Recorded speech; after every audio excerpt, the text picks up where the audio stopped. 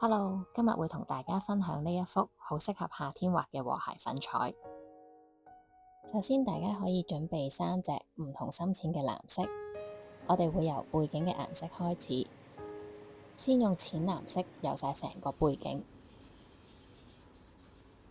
然後喺外圍加上深啲嘅藍色，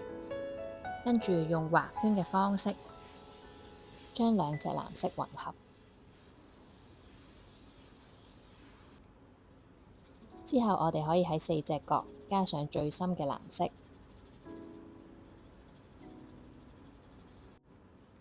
然後同樣以打圈嘅方式將呢3隻藍色慢慢混埋一齊，最後就可以做出一個漸變嘅效果，望落就好似一個光圈，由中間最淺色慢慢漸變到外圍最深色。之後我哋會準備3支 markers， 分別係2支綠色同埋1支銀色。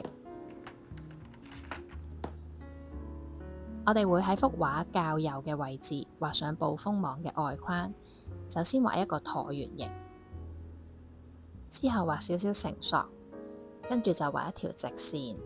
線條可以加深少少嘅，同時亦都可以修飾返頭先畫嘅橢圓形同埋直線。跟住就用深綠色嘅 marker 畫一啲隨風飄逸嘅樹枝，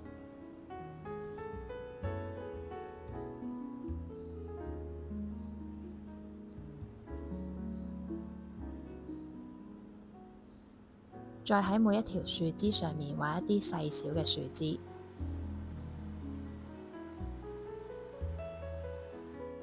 之後我哋就要用電動擦膠將樹枝周圍嘅部分擦白，方便我哋陣間上和諧粉彩。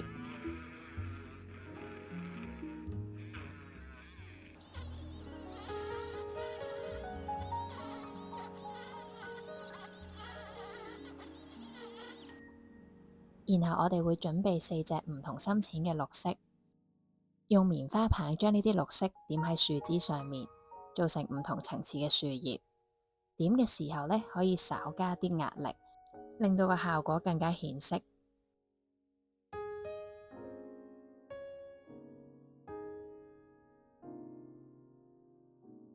上晒樹葉嘅綠色之後，我哋會再用棉花棒將一啲黃色點喺樹葉上面，做成好似有一啲花嘅效果。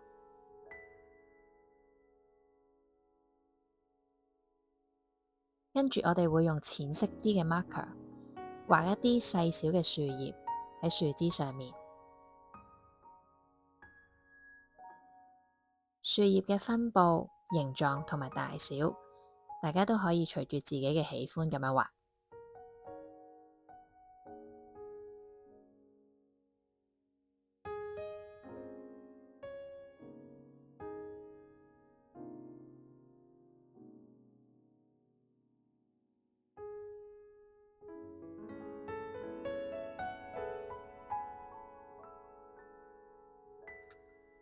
最後我哋會攞黃色嘅和諧粉彩筆喺上面直接點一啲黃色嘅小花，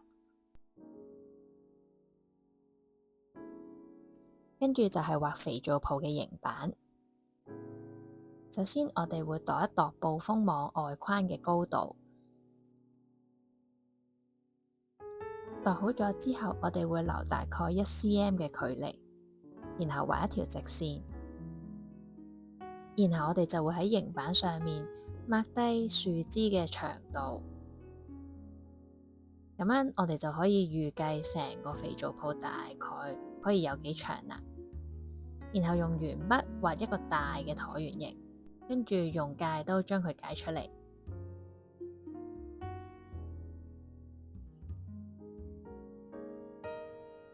放好咗形板之後，我哋會攞個擦膠將佢最外圍嘅地方先擦白。咁留意啦，擦白嘅部分呢，唔係全部都平均嘅，我主要呢會喺個外框附近嘅地方同埋個底部呢會擦得比較白，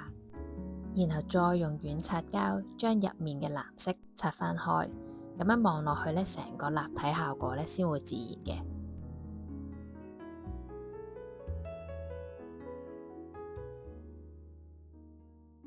嚟到呢一步，幅畫已經完成咗80%㗎喇。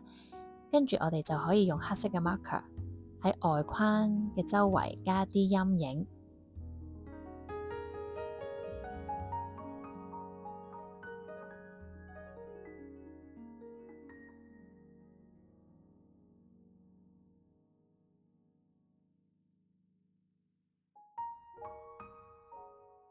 再用白色嘅珠光筆加上光影，咁樣一黑一白睇落去呢，成個框就會好立體啦。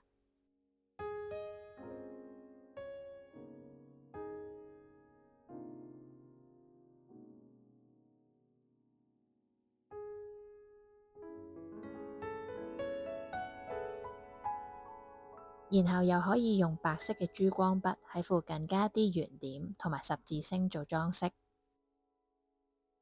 之後用頭先嘅形板喺上面隨意咁樣架一條斜線，固定好之後就用擦膠將呢條線擦白，咁就可以形成風嘅線條。成幅畫大概可以擦3條風嘅線條就 OK 啦。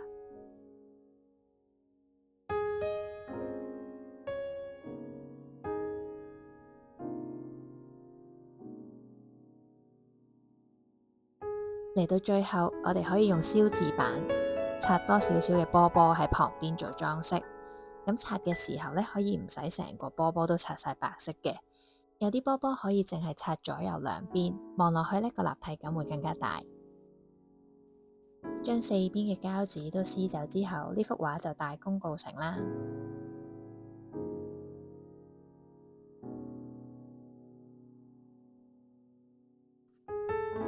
如果大家喺畫嘅過程入面遇到咩問題，都歡迎喺下面留言俾我啦。我哋下次再見。